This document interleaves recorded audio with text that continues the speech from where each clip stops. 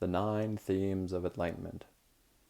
Hello friends, in this video I'm going to share 9 ideas or concepts that are a common thread amongst all spiritual masters such as Jesus, Lao Tzu, Buddha, Krishna, Muhammad, many yogis, and also a shared theme in channel texts, modern channel texts, and also sacred texts of the major religions.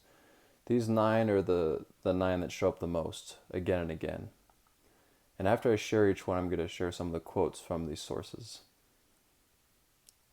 The first theme is kind of the main one, the main theme of all spirituality, which is the one is the all are the one. Right? Unity. It refers to the energy, the consciousness that is in everything is the same one that is within you. Right? We are all one. This is a very common idea and it comes up again and again. And in order to realize this oneness and to become enlightened, we must see it and acknowledge it within everything. The Upanishads, a Hindu and yogic text, says, see the self in all. Jesus in the Gospel of Thomas says, I am the light that is over all things. I am all. For me all has come forth, and to me all has reached. Split a piece of wood, I am there. Lift up the stone, and you will find me there. Muhammad in the Quran says, whithersoever ye turn, there is the presence of Allah. The Buddha, quoted in the Diamond Cutter text, says, all things are Buddha things. And in a channeled book called The Law of One, Book 1, it says, all things are one. There is no polarity, no right or wrong, no disharmony, but only identity. All is one, and that one is love light, light love, the infinite creator. Number 2, the second theme we see again and again, is the golden rule. The golden rule is treat others as you would like to be treated. This one is astounding how often and how precisely the same it appears in so many different texts and religions. In Hinduism, we find this is the sum of duty. Do not unto others which would cause you pain if done unto you. In Buddhism, hurt not others in ways you yourself would find hurtful. In Judaism, thou shalt love thy neighbor as thyself. In Taoism, regard your neighbor's gain as your own gain, and your neighbor's loss as your own loss. And in Christianity, love your brother like your soul, guard him like the pupil of your eye. Now the second theme or idea directly extends from the first one. Since everything is one, therefore behave like everything is one. Acknowledge it and act thusly, right? Treat others as you would like to be treated because essentially they are you. So the second one is realizing the first theme and just taking it into action and embodying it. Number 3, the third theme that shows up again and again, is know thyself. All right, so if this one that is within us is within everything, the best place to realize it and to find this truth is within yourself, because that is the closest source, is you. So look within if you want to figure out what it's all about. In the Upanishads, it reads, Tattvam asi, or thou art that. Seek not abroad, turn back into thyself, for in the inner man dwells the truth. St. Augustine.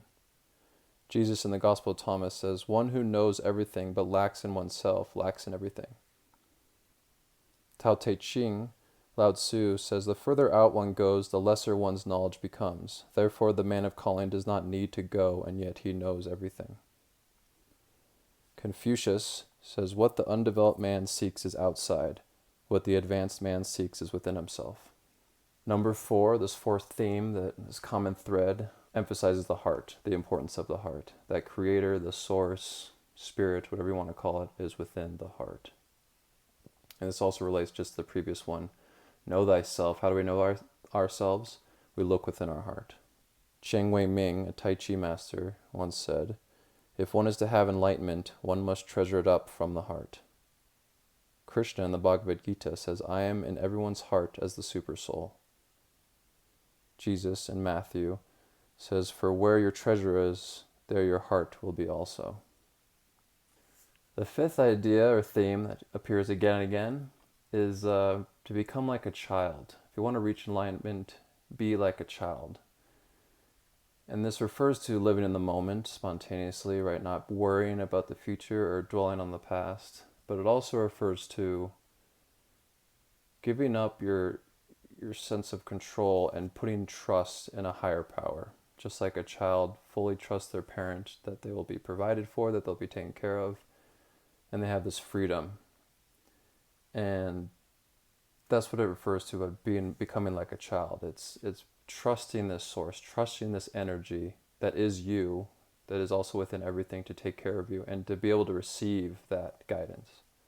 Jesus in the Gospel of Thomas, except ye become as little children, you shall not enter the kingdom of heaven. Lao Tzu in the Tao Te Ching, whosoever holds fast to life's completeness is like a newborn infant. Mencius, the great man is he who does not lose his child's heart. And the sixth theme is surrender.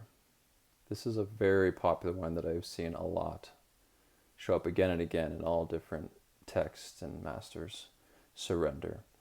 And it relates very much so to the previous one, becoming like a child, because a child surrenders to the parent and lets it take care of it. It trusts it.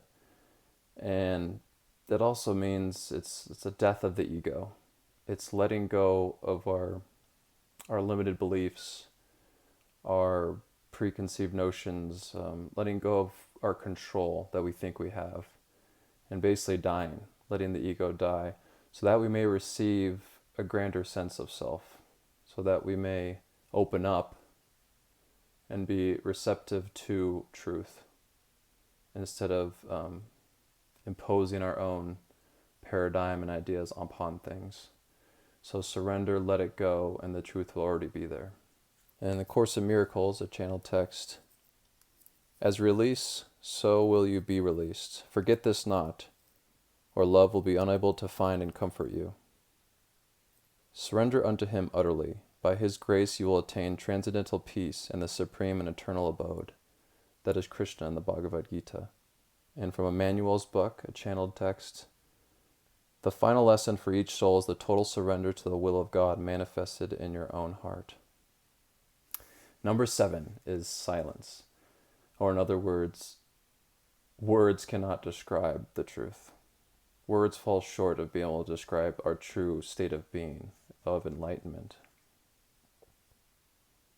I'll stop using words. Lao Tzu in the Tao Te Ching, he who knows doesn't speak, he who speaks doesn't know. Rumi, the famous Sufi poet, I need a mouth as wide as the sky to say the nature of a true person, language as large as longing. Emmanuel's Book 2, another channeled text, the greater truth is beyond words. The greater truth liberates mind. The greater truth is simply the isness that is yourself.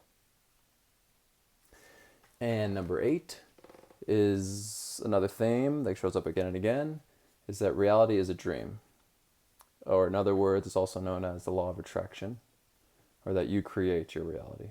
And calling it a dream is a good metaphor because usually in our dreams we forget that we are dreaming, and we forget that it's all in our own head, that we are creating all of it. Don Miguel Ruiz from the Four Agreements, your life is the manifestation of your dream. It is an art. The dream you are living is your creation. Jesus in the Gospel of Thomas, all things are possible to them that believe. Krishna in Bhagavad Gita, a man consists of his faith, and as his faith is, so is he. Our life is shaped by our minds. We become what we think. Joy follows a pure thought like a shadow that never leaves. From the Buddha. So if our reality is a dream and we create it, we limit ourselves with our own beliefs. If we believe we can't do a certain thing, we won't be able to. Therefore, we must believe in these possibilities for it to become possible for us. And number 9, the last theme, but I would say the most important, is love. Is that love is what some call God, or creation, or creator, or spirit, or energy. That is the word that comes closest to describing what it is, what we really are, and what everything really is.